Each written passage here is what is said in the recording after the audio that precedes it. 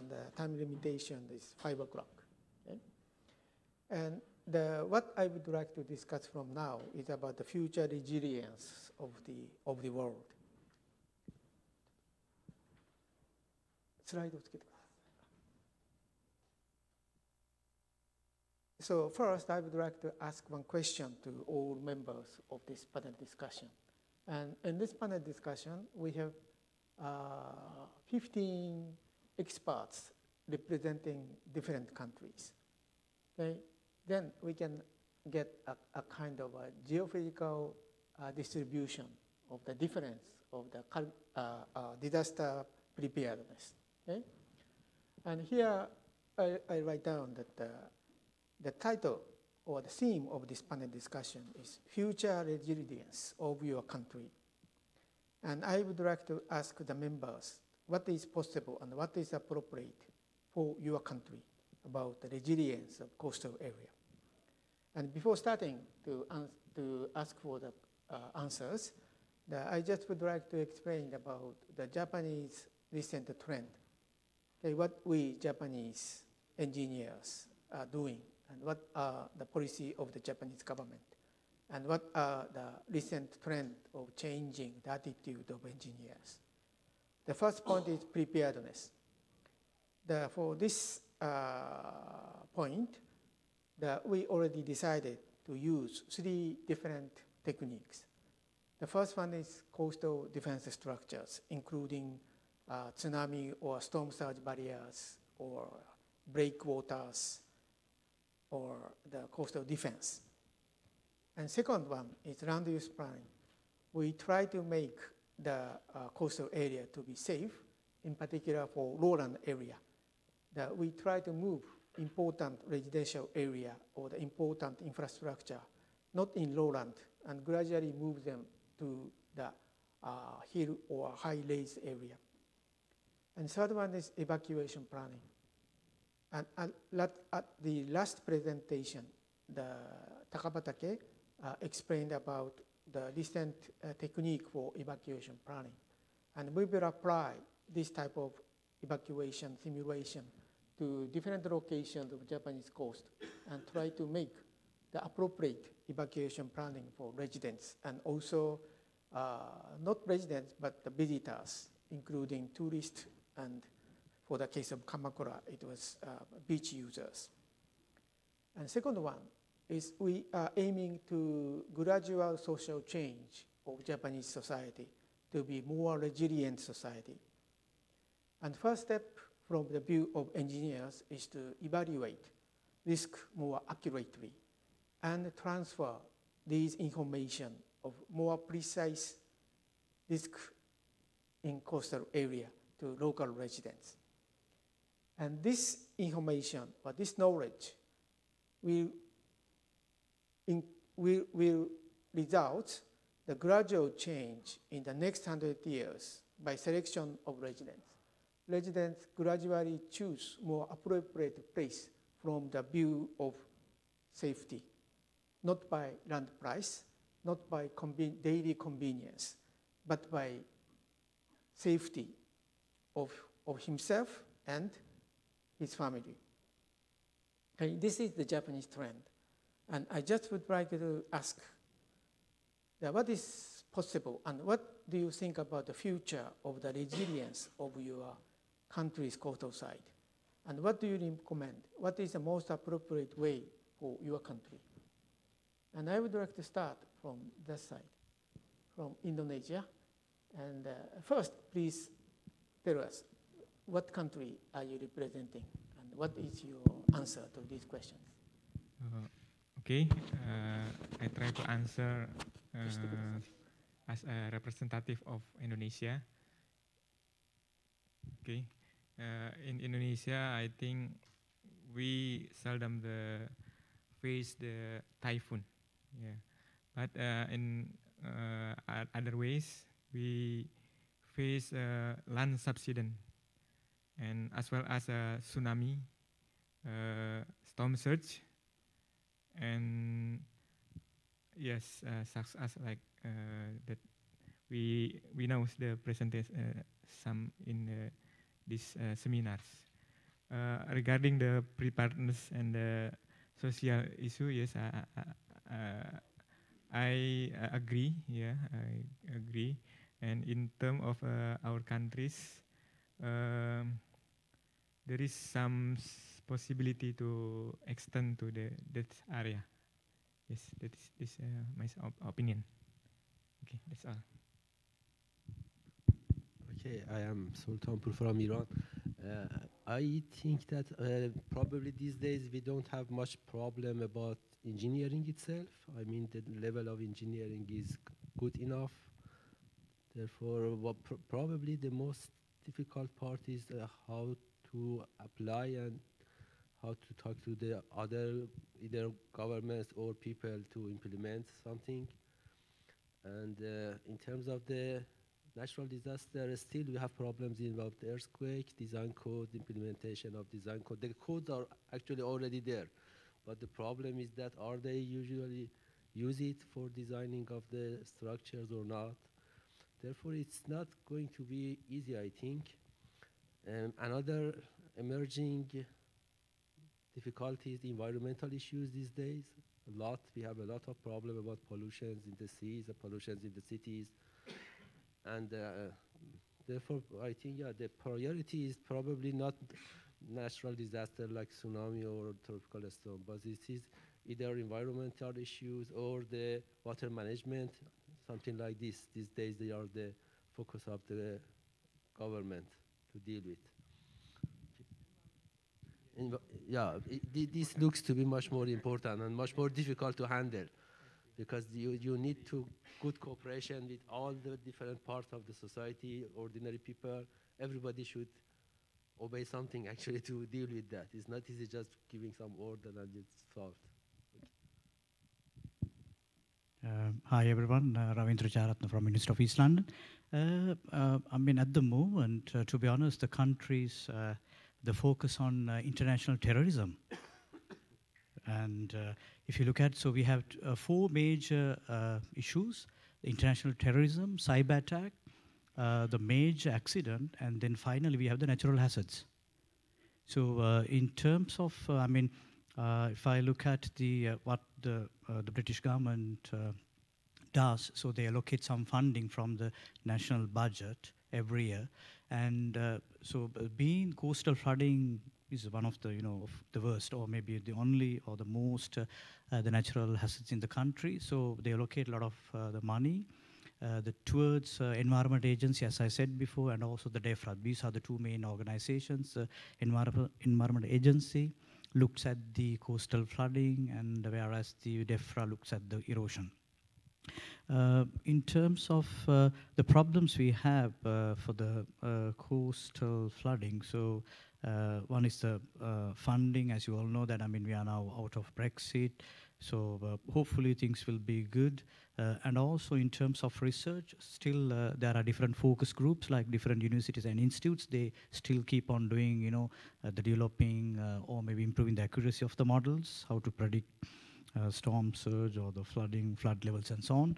At the same time, climate change, because if you look at the current the summer, autumn, and winter period, winter is coming up anyway, the other seasons, they are very, very, unpredictable.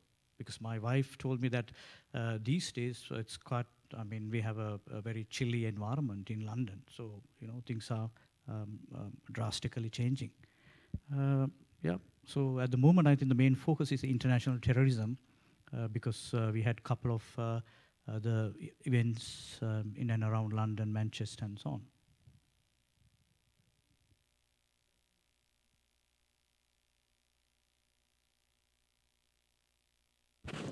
Summer school in International University in Venice. And we talked about the hazards. And I was only one from Asia, and other members all come from European countries. And their main concern is international terrorism, how to stop terrorist attack. Absolutely, absolutely. And there's only one who talked about natural disaster. Exactly. Yeah, I agree that the European atmosphere is like that. Is now, yeah, that's right, sir. Yeah. Thank you. Thank you. Okay, thank you. For the situation of China, I think maybe tsunami is not so serious affected. But storm surge is very intensive, especially for the southern part of China. Every year, maybe at least 3 or above a storm, typhoon attacked China. So it's very, it's a big problem every year. So for this aspect, I think it's maybe, especially recent year, more and more stronger and stronger typhoon. So it's could be a problem. The standard of the dike should be raised in the future, and for more need more research work. For the inner part of China, especially the western part, the earthquake is also a very big threat to, especially for the remote area, because their house is not too strong enough to resist the big earthquake. So that's a big problem, I think. But whenever there is an earthquake happen,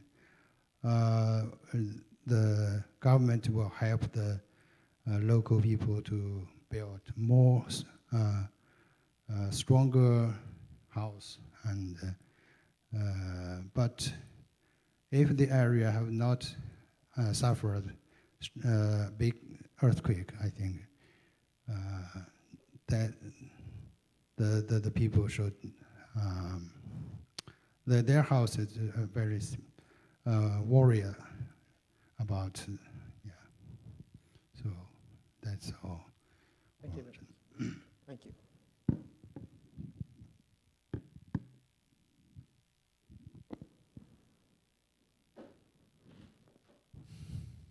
Well, in the case of Chile, it's very difficult to make a summary of the most important aspect in resilience, because we have many natural hazards, not only tsunamis. We also have earthquakes, landslide, volcanoes, river flood. According to the geography of Chile, so we have many hazards. So one of the challenge in the near future is the multi-hazard assessment, because some places are located in where multi-hazard can be present. If we consider the seismic engineering in Chile, which has been quite successful,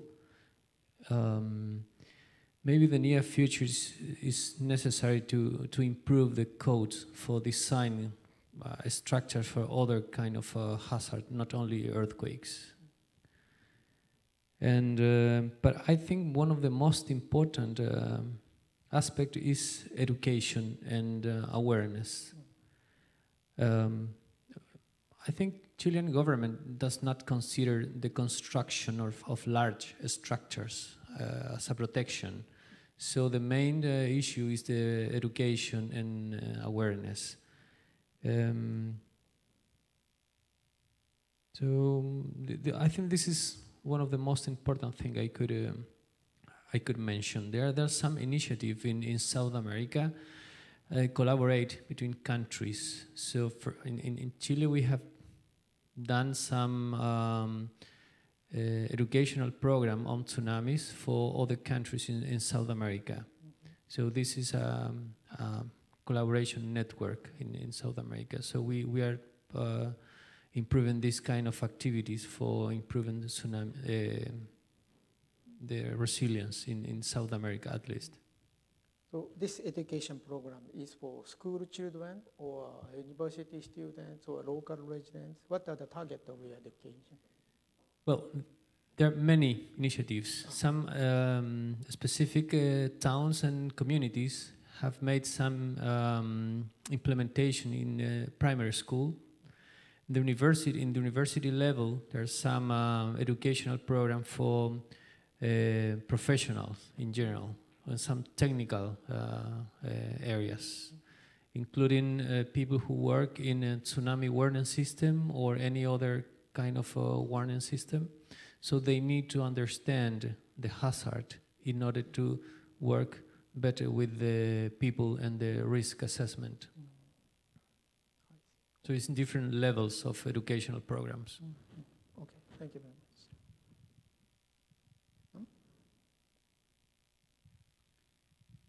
For the case of Vietnam, so the main coastal hazard include typhoon, a storm surge, a coastal flood, and coastal erosion.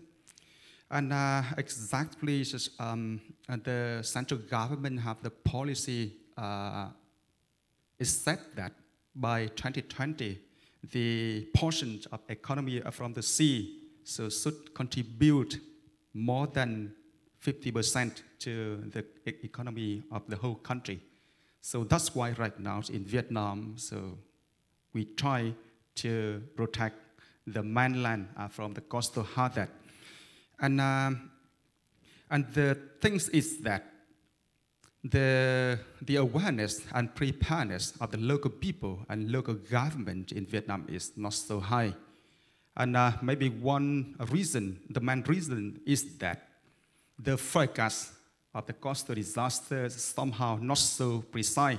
So for the case, in many cases in the past, so when we have the forecast of some very strong typhoon, but maybe it's not so correct. So that's why the local people don't believe in the forecast. And they said that, okay, they don't need to follow the warning system in Vietnam.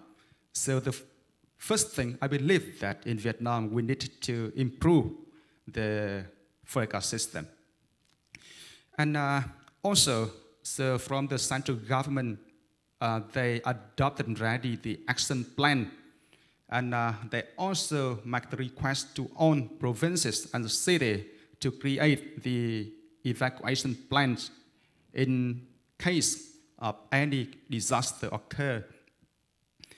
And last month, the government established already the General Department of Natural Disaster. So they have to take care almost on the issue regarding the coastal disaster. And also we have a really good experiences in the past regarding the support from Army. So sometimes, so if we make something like alarm to ask the local people to evacuate, if they don't want to move, they just want to stay in the house, so we will send the army to take care and to evacuate almost all of them to the safer area. So that's the reason, like conditions of Vietnam in terms of coastal disaster right now. Well, you said that the new Department of Disaster was established. But is it the same level with the ministry here? I mean, the top of the department is the cabinet member or lower than that?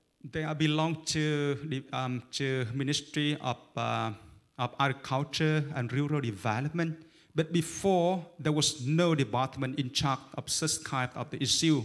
So when we have any coastal disaster, so the ministry will take care, but just like not in detail. But right now, so they allocate the right for that general department to take care.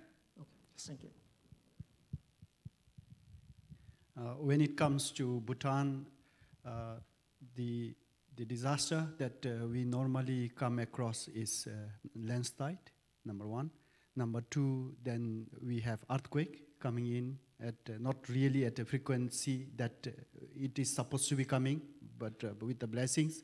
As of now, we had been experiencing more frequently. Then next is glacial outburst. It comes in again at regular intervals. And then the flooding in the southern belts. And then at times we do have wind storms coming in pockets, areas around the country. And then also at some random pockets again coming as the flooding as I was mentioning earlier. So these are a few disasters normally we encounter in Bhutan. Now when it comes to the monitoring as a Department of Disaster Management under the Ministry of Home and Cultural Affairs is the governing body who comes and takes that under the custody. But what we would be seeing as of now is there is a team across the country under the command of His Majesty.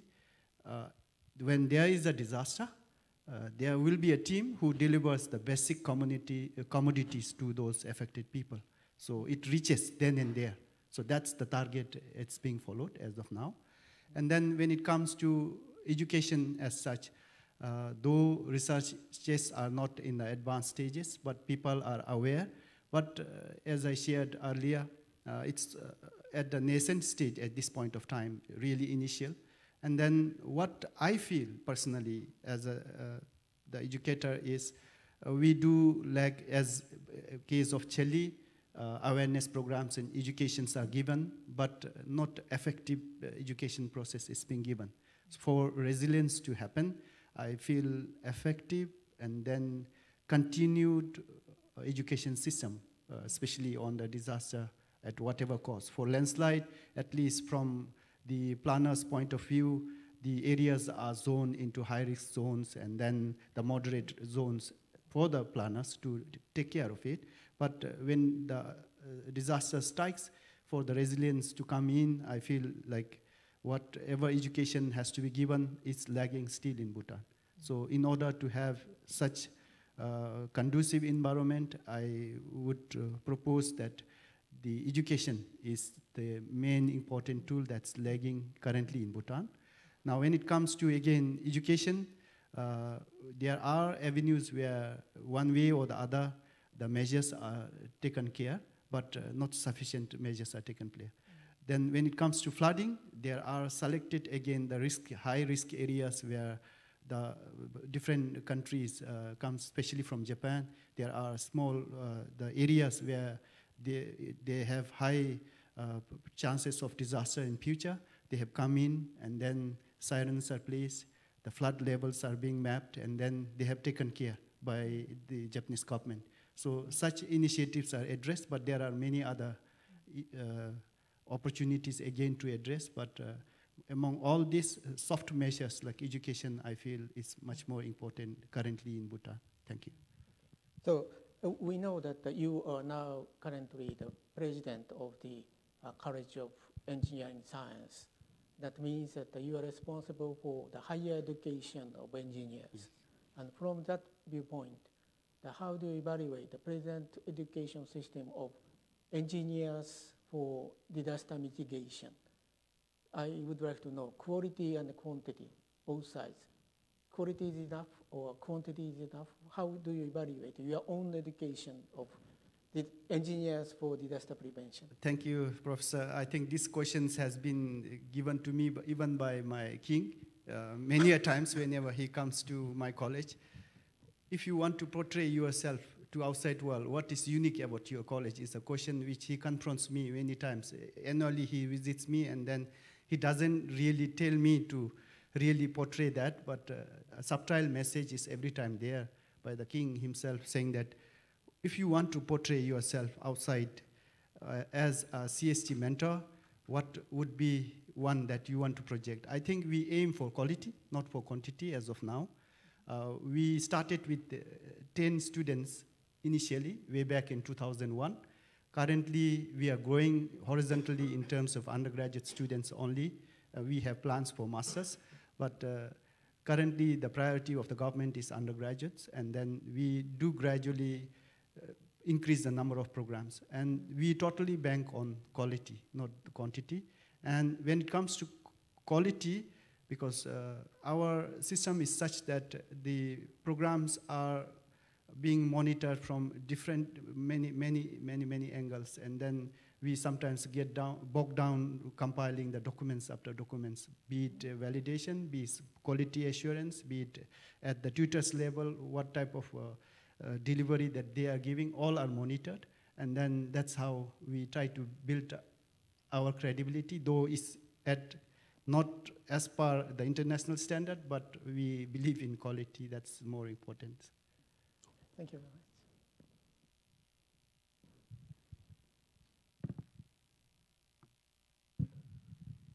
Well, for Sri Lanka, landslides and the floods are considered to be the most, important natural disasters. And in fact, the landslide being the #1 killer for the past, say, decade or so. I mean, apart from that 2004 tsunami, of course, a lot of people died. But still, I mean, when it comes to an annual basis, it's the main issue is with the landslides. And now we do have, now we are prepared for disasters. The preparedness is much better than what we were during the 2004 tsunami. Now we have a Ministry of Disaster Management. Of course, they do manage the disaster, but the issue is that they do wait for the disaster to happen to manage it. And they are not that proactive in disaster mitigation. The main issue with they do issue warnings for tsunamis, they issue warnings, cyclones, floods and landslides, but those warnings are actually very vague and say very general. They go by district level. A district means it's about several hundred square kilometers where hundreds of thousands of people are living. So you won't, you cannot expect people to evacuate from the whole district. And that was the main reason why a lot of people were killed mainly during landslides. The people in that particular area knows that the landslide can happen whenever there's a very high rain, even when they are living, when their houses are at various steep slopes in the mountains. But the warning has been issued for the whole district, not for that particular village or so. So people are a bit suspicious about the warning. It's so general, so they cannot evacuate. On the other hand, we don't have evacuation shelters or evacuation centers as such. So for those who are rich enough and who has mobility, they might tend to go away. But for the others who don't have any say place to go out or rather to evacuate, they do stay at home and they get killed themselves, especially when the landslide occurs. But for floods, it's something not happen say within seconds or so. They have time to evacuate, and generally people won't die during floods. But the main issue is with the landslides. Even a few months back, about 200 people died in few landslides in the same, in these few villages close by. Okay, thank you very much. So how do you think the future of Sri Lanka coastal protection the level will increase? The more precise warning system? And we hope so. So for instance, for tsunamis, we have warning towers located at every, say, big cities or big coastal cities which were devastated during the 2004 tsunami. And except for few, the others are generally working, and they have issued tsunami warnings and alerts during about 4 or 5 times after the 2004 tsunami, and people have evacuated. But for the other disasters, we don't have a warning towers or any other say mechanism to issue warnings. The government authorities use the normal radios, televisions, and mobile phones to reach the people. Okay, thank you very much. For Thailand, we face with the various type of disaster similar to the other country. What I would like to share today is the one that I faced them with myself. Last 5 years, we faced with the flood around the Bangkok area.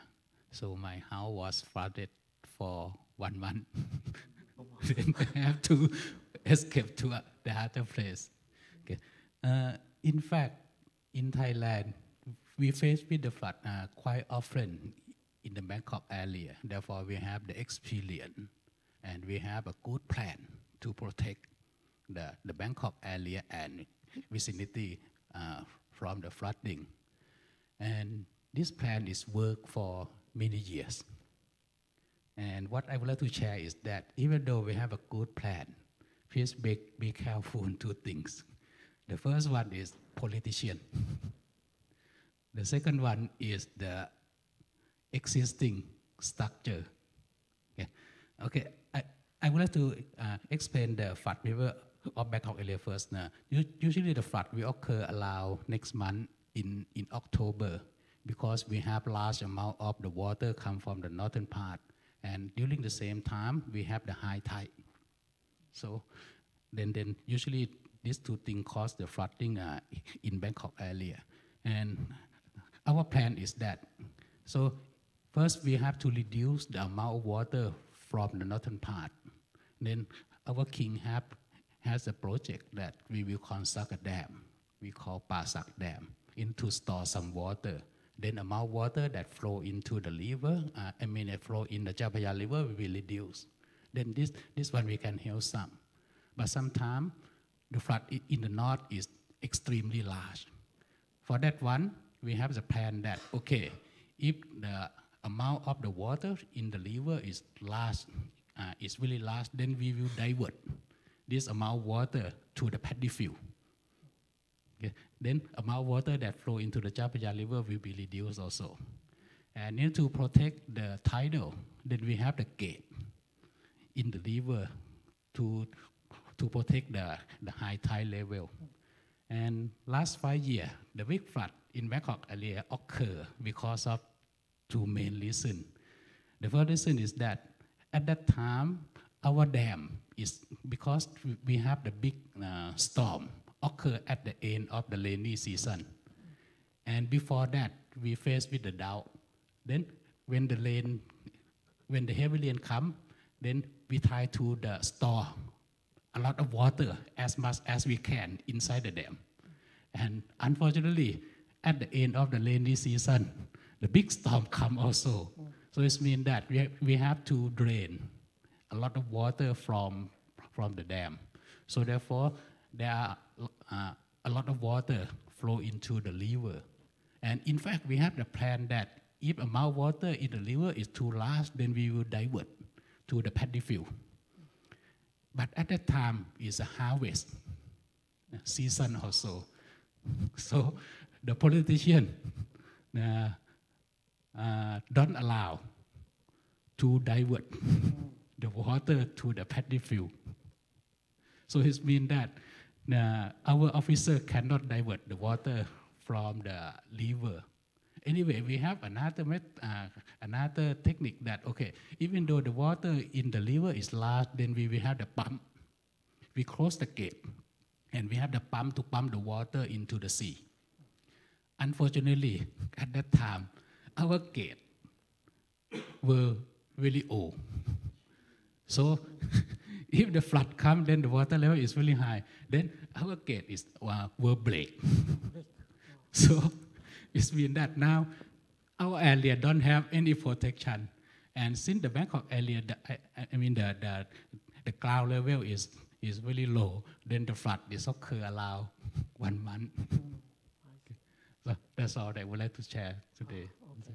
So anyway, the operation of dam is very difficult, even for Japanese civil engineers. And also the maintenance of the old structures such as dam or the gate is important issue. And for the case of Tokyo area, Tokyo Metropolitan is all right because they have a good amount of budget for renovation. But next door, Chiba Prefecture don't have money. So that is the same problem for you.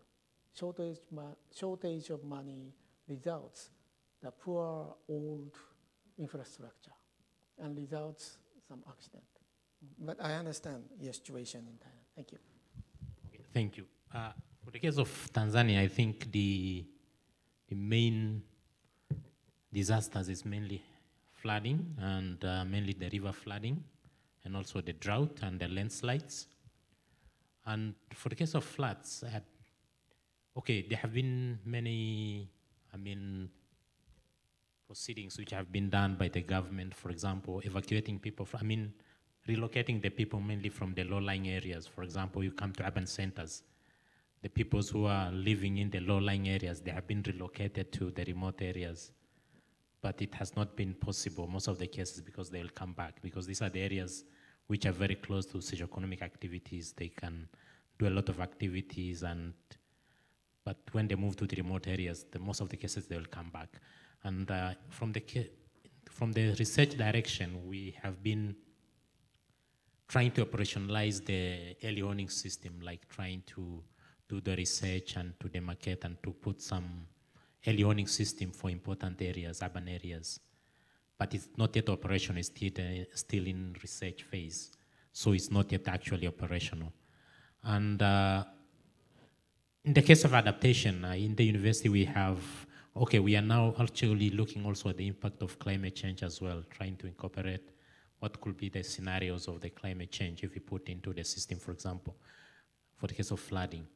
And we have the Center for Climate Studies, which was established in the university, but mainly they're looking at the social part, for example, how to do the mitigation measures, adaptation measures for the societies. So they're mainly looking now at the social part, and of course they also slowly we're moving towards the science and trying to include different climate scenarios and to do the modeling part.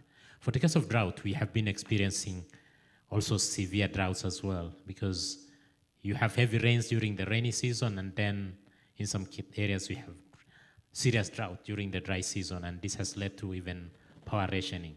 For example, that means you cannot have power supply maybe 24 hours, maybe you can have in some areas, and the universities in some areas, they have some special favors, but in some areas maybe you get power for 12 hours and the rest of the 12 hours maybe it's going to be power shedding, like it's going to be taken to another location.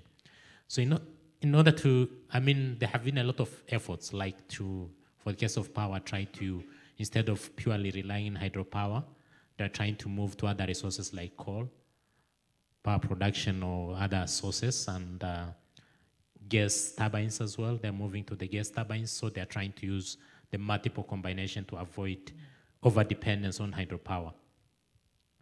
And most of these reservoirs, so we have the effect of sedimentation as well, because we have the reservoirs which are really old, and we have the impact of sedimentation, and dredging cost is really very expensive in terms of operation of the reservoirs. And then the other thing is actually on this case of the landslides. Landslides is mainly localized in the mountainous areas, the areas around Mount Kilimanjaro and all those areas which are in the hilly slopes. These are the areas which most of the cases will experience the landslides. So that is maybe what I can say for now. We know that Tanzania has many difficulties, in particular the water resources management, including flood and also drought. But anyway, you are in the field of water resources, so it depends on you for the future of the water management in your country. Thank you very much.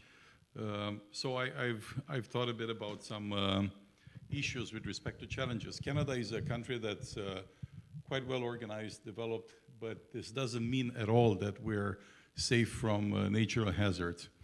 And there are various reasons for that. So first of all, in terms of coastal disasters, in the case of Canada, tsunami threat is a significant threat together with earthquake for the west coast.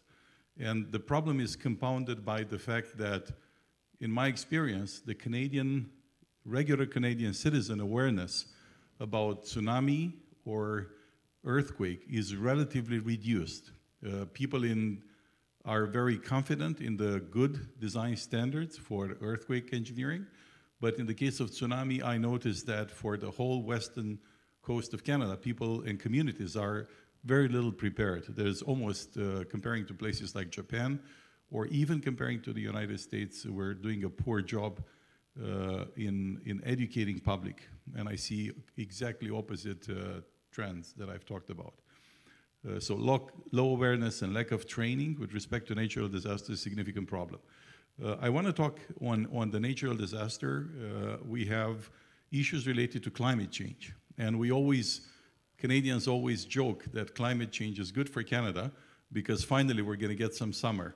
But the truth is there are a lot of challenges and a lot of benefits. And I would like to mention that in terms of benefits, we are talking about the fact that for the first time in many years, the shipping lane across the northern part of Canada has been opened. This is a huge opportunity for many countries around the world in terms of saving huge costs. The climate change is going to reduce significantly the energy bill that Canadians, government, or private citizens pay every year. So there is some reduction in carbon because of the climate change, for the fact that we consume less energy. And agriculture has the potential to develop. On the other hand, there's some challenges. And challenges are related to some phenomenon that we experienced, including in my own city. We had a historical event this summer, similar to in which a lot of the houses were flooded in Ottawa and Gatineau. We had a massive flood in Calgary a few years back, a huge flood. We also have a significant problem these days on fire. So very few of you know, I've been actually traveling this summer in the Rockies, Canadian Rockies, and for the last 2-3 months, there are almost no tourists in the British Columbia inner area because of the smoke. There are huge fires that burn. You don't hear it that much because the population is quasi-inexistent with the small communities, but fire becomes a big problem because of the climate change. And coastal erosion becomes a significant issue because we started having larger hurricanes that attack particularly the eastern seaboard of Canada, like Nova Scotia and Newfoundland. So coastal erosion is a problem. The sparse population is, in a way, aids or helps with less impact in terms of erosion, but we have a lot of that. On the societal issues, I think for Canada, we don't have, knock on wood, we didn't have any terrorist attacks of significant importance, so we're not that concerned about that. But one major concern that I hear in the society, and the government does a lot of investment, is cybersecurity. Cybersecurity that can generate a lot of problems with respect to huge losses in terms of economic losses. And I would like to simply add that one disadvantage of Canada is that we have low population density, and we're facing a similar problem as Japan because of that, but the population of Canada, actually the demographic problem of Canada is being solved, if you want, every year by the fact that every year the Canada receives 1% of its population as new Canadians, like myself, new immigrants. So that's, from this point of view, we're quite fortunate. So I would say these are the major challenges on a societal and on natural hazards point of view. Okay, thank you very much. And I know that there are a variety of natural disasters in Canada, and you already have a good experience. So it is necessary for Canadian engineers and Canadian scientists to support international support for disaster countries. So what is your practice from Canadian side for international cooperation? Well, I can tell you that in my particular case, I have 12 PhD students and 7 of them are Iranians. And I have 1 Egyptian. So I can tell you from an educational point of view, Canada, like many countries, in the field of engineering, 70% of our graduate students are international students. A good part, unlike maybe 20 years ago or even 10 years ago, many students from the developing world were choosing to stay in Canada. These days, we see a lot of trends, a lot of the countries like China, even India, where students get better opportunities and they go back with knowledge, they go back with the things that they learned back in their own home countries. So from an educational point of view, I think Canada does quite a quite a bit of work in educating other people. But I think when I hear of all my colleagues here in terms of things that they do in the country, I realize that although Canada is a developed country, in terms of knowing about knowing about general disasters is still something that we have to learn about or understand. The problem for that is that we haven't had major coastal disasters or natural disasters of large magnitude like Japan, for example, or Chile or other countries. So people become complacent. I saw someone gave a presentation, and I apologize if I don't recall exactly who, but they were discussing the comparison between Chile, Japan, with respect to awareness, for example, with tsunami. And because Chile had this big earthquake and tsunami in 1960, people have this memory, awareness of what happened. The last mega tsunami in Canada happened in 1700s, and the return period for this type of events is 200 to 300 years. So we're due for the next big one, but the society does not have any memory for this type of event, so people are very relaxed. I think a lot of Canadians would be in trouble if we would have a major tsunami on the western seaboard. Thank you very much.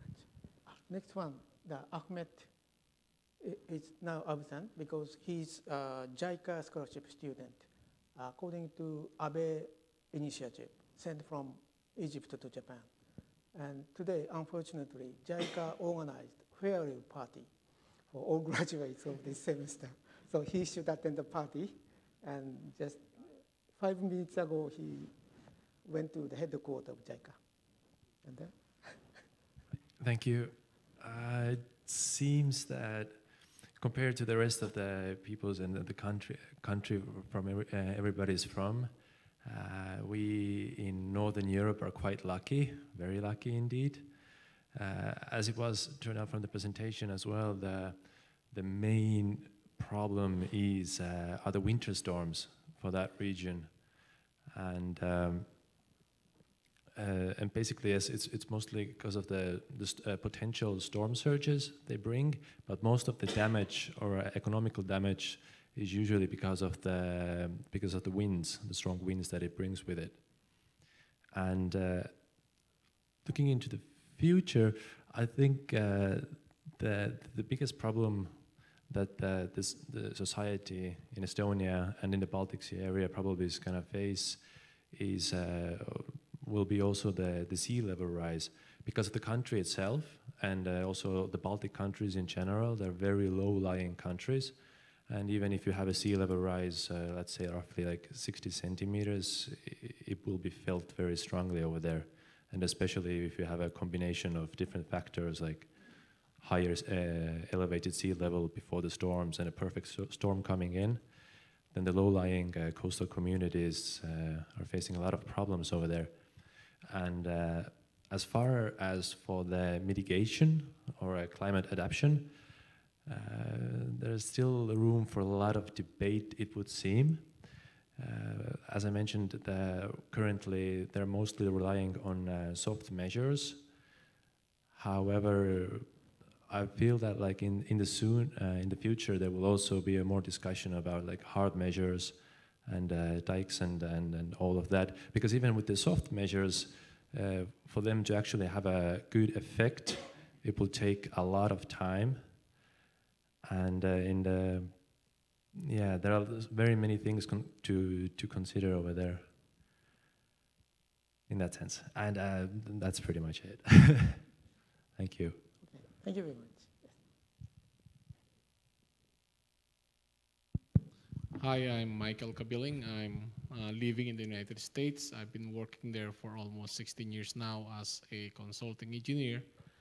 And in my experience, I'm happy to see that in the United States, it has taken seriously on how to prepare against disasters, to mitigate disasters, and to be able to manage the recovery after these disasters. The United States has exposures to several disasters. Number one is flooding, whether it comes from the coastal storm surge or from riverine. They have fires, they have volcano, and of course, we also have earthquake, landslides, and so on.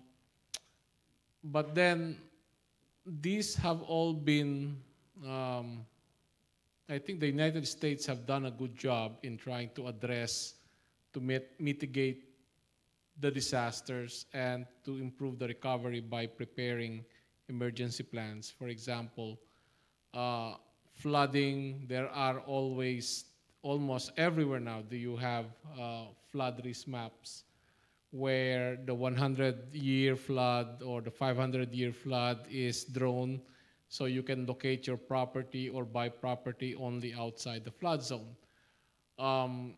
The tsunami also, there's also efforts to improve facilities against tsunamis.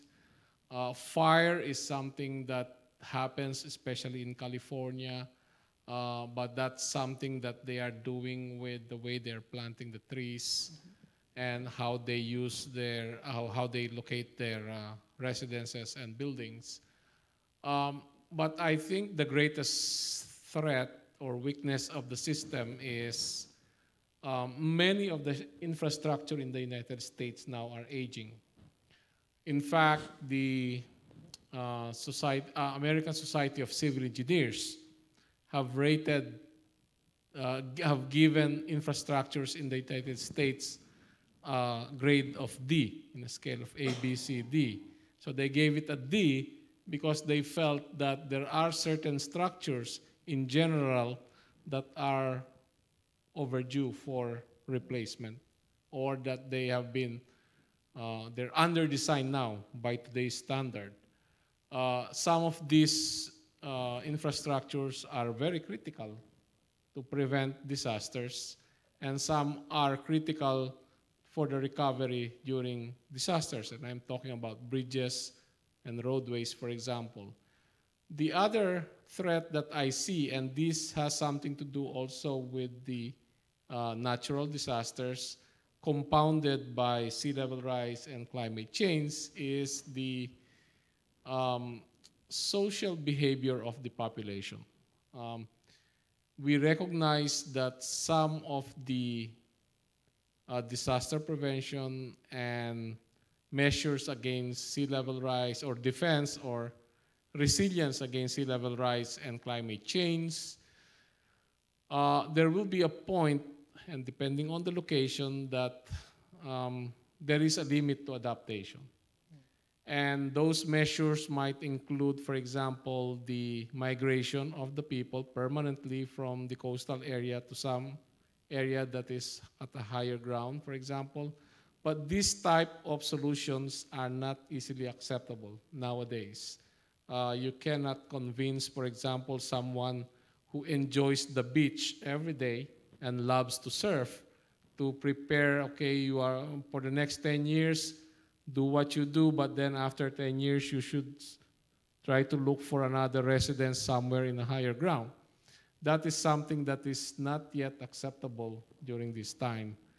It will probably take a few more years and some more realization for the population, especially those living in vulnerable areas, whether it's coastal flood, rivers, or fire, that they need to accept that there are areas that are not defensible against natural disaster. And the third challenge that I think would need some improvement is institutional. In the United States, the system of government is you have a federal, you have the state, the government, and then you have the local government, which is the city or the town government. For example, in the issue of climate change, it is, I would probably say that in the national level, the United States is lagging in policy development against, to mitigate the effects of climate change. Also, some states, with the exception of a few, like New York, California, where the state is fully defending itself or planning ahead to combat the effects of climate change, but many of the states are still not fully engaged into developing plans to make themselves resilient against disasters and climate change. There are a few big cities like New York, Boston, San Francisco, Norfolk, Miami, that have already begun or are already in the middle of spending billions of dollars actually to move ahead and come up with regulations so that they can combat or they can work their way into making themselves resilient against disasters. So that again needs a lot of institutional change, both from the federal up to the local level of government for these things to be really successful. Okay, thank you very much. Yeah, well, about the aging problem we now have same problem, but the United States started infrastructure construction before us. So your problem is advanced one. So anyway, all countries will have the same problem, and I hope that the USA will show us a kind of prototype model to cope with this problem. And also institutional modification is necessary. But anyway, we are looking for what is the modification of USA and try to make a prototype. And I will ask for the opinion of Korea, and also after that, I will ask for the short comments from the floor. And at least I will ask for two experts. First one is Dr. Ueno-san, because he has very long experience of consultancy and engineering education. And second one is Dr. Miguel Esteban, because he speaks both English and Spanish. So English and Spanish includes almost 70% of the world. He has international experience. So I would like to ask for your short comment. And then I will ask for. Thank you. My name is Hyung Min-gun, came from Gyeonggi University of Korea. So Korea is very concerned, not the tsunami, but the storm surge and the beach erosion problem. So Korean government just started making a standard manual. Until now, very different sources, including private sector, already started to make some kind of a standard manual for the protection of the storm surge or the reclamation. But in practically, they cannot apply their standard to the real project. That was the problem. So now, maybe the 2 years already passed to start make some kind of a standard by the Korean government. I proposed also, but I defeated another team. I am not a member of the research team, but I am sometimes they call me and I'll be some advice. So among them, the breakwater for the nuclear power plant is considered firstly. So after the Fukushima disaster, the Korean very concerned about the breakwater, especially the crest elevation, how to evaluate the proper evaluate the crest elevation is quite hard because there is no standard or there is no, that is the only estimate based on the scenario. So I proposed one scenario that is calculated by the level 3 reliability model. So that is very, very reasonable. So I proposed and persuaded the authority. But as mentioned, like the Professor Shibayama, the authority don't like the probability concept. So I revised it to look like the deterministic method. So I proposed already it. So if they accept it, it's very helpful to me and them. So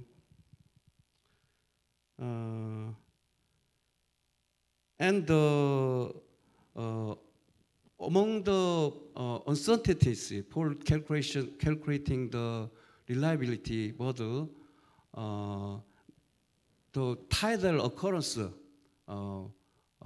probability is quite different from along the Korean coast. The west and the east quite different from. So it is very hard to generalize.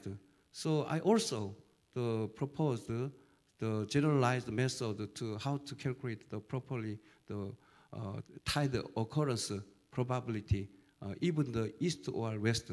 So I published this one is on the paper in Korean civil engineer. So the beach erosion problem is the another real proposal is like this. Within the unit sedimentation, sand move flow to flow, but some kind of a big breakwater have to be built. So people don't like that because the beach is changed. So I proposed the people and to minister. So total volume change is okay. Total volume based on the total volume, not the segment. So that is the one time that was the very big problem when they built the big industrial port. That time the people protested very strongly. That time I proposed total volume change concept within unit sediment. So that time that was the very good dramatic things to me. So, that's all my presentation. Okay, thank you very much. Thank you very much. Yeah, I know that Korea also have many coastal problems like Japan, but anyway, you are in Korea and propose the solution for that. And then we are going to Tohoku tonight, and we should start here at 5:30. So we are short of time, but anyway, I would like to ask for a short comment from Dr. An and Dr. Esteban.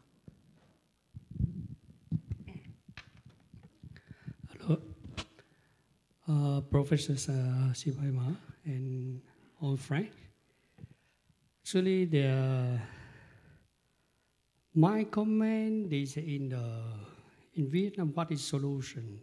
Actually, the Vietnamese recently, they realized that the structure is, it means the hard structure, only need when to protect the old town or the very crowded that the community live in. Then they try to introduce the structure, hard structure.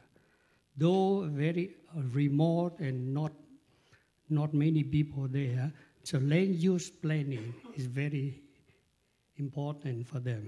And they realize this, okay, forest, mangrove forest, no more cutting, and now they start to restructure and replanting. These are more along the beach. So that's the way now the government, they start to do. And I found this is good for the Vietnam in future. And that evacuation planning is not at this moment because a tsunami is not happening in Vietnam. Only the storm surge, what storm surge is there is not so heavy. So maybe this flood a little bit one day and drop, they finish. They don't need to ask people to run away when the storm surge, but just stay a little bit high, don't stay at the beach. And they warning that all the time, they warning, or storm come in this area, please not stay, and on the boat, and this have to come back in the harbor and to make sure that, okay, this all the people have to go back. This is the kind of the planning, this I think it sounds good nowadays. Before it's not like this, but at least now, before they just cut whatever they need, then they do. So I think that's and I myself, in consulting, then I also propose that if they have the chance to do this, okay, the land use planning is more important for along the beach. Thank you. Okay, thank you very much.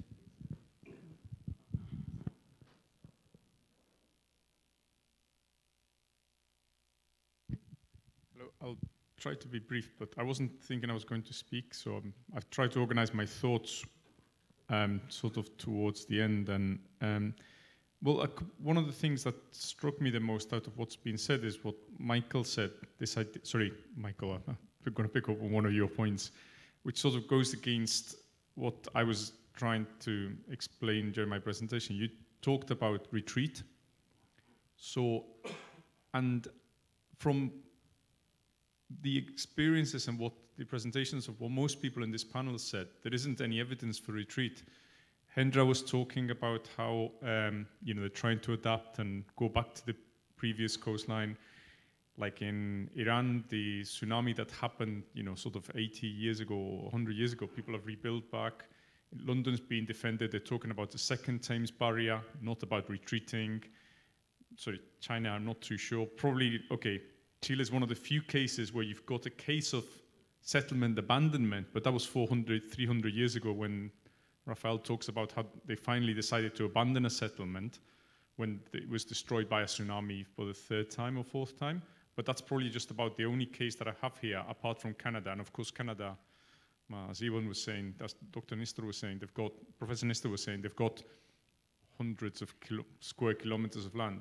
We're not going to go away from the beaches. I don't think we're going to go away because even if the government tells people at the beach that they have to move away, people will not move away. And we see this in the Philippines, we see it in Sri Lanka. In Sri Lanka, people were supposed to be going away from the coastline after the tsunami. Most villages have been rebuilt. So I think our role as coastal engineers is not to say to people that they should move away because they don't want to do it and they won't do it. It's helping them to become more resilient. And the case of how to make that happen is probably what we're studying here. So I don't think we should be accepting anymore the point that governments are saying or people are saying that we are going to abandon coastal areas. We're not going to abandon coastal areas, so we might as well live with that idea and then try to improve the lives of people there and make them more resilient. Anyway, that's the point I thought about making. Okay, thank you very much. Are there anybody who would like to something about this discussion, short comment? Anybody? All right. But anyway, we understand that we developed engineer knowledge, but in order to apply this knowledge to local area, the background of local area is different from place to place, variety of background. So we should change our knowledge that can be adapted to local area. And before closing this meeting, I would like to say what we did. Okay, in these 5 years, we performed 5-year project, formation of international platform of disaster reduction research, consists of all these members. And this year is a concluding year, and this meeting is a kind of concluding meeting of the research group. And I think that we can get a good success to formulate a new engineering knowledge. And after that, from the coming April, we will start a new project, 5-year project again. And this is already approved by the headquarters of the Waseda University. A new program is about Institute of Future Sustainability Society. And in this project, what we are going to do is to apply our integrated knowledge to local areas, depending on the local residents, and also we should apply to local background. And in order to do that, we will increase the total data accuracy or the prediction accuracy and try to evaluate what is our engineering result can be applied to local conditions. And as a goal, we will try to change the society itself by improving our estimating or the prediction tool. After getting some knowledge for future, the residents will change their selection procedures, selection attitude. And based on that, we can change society itself gradually in the next 100 years. So this will be our next target in 5-year project. Thank you very much for coming to this meeting. And I would like to conclude today's meeting. And we promise that we will continue our efforts for the next 5-year project. Thank you very much for your contribution. Thank you.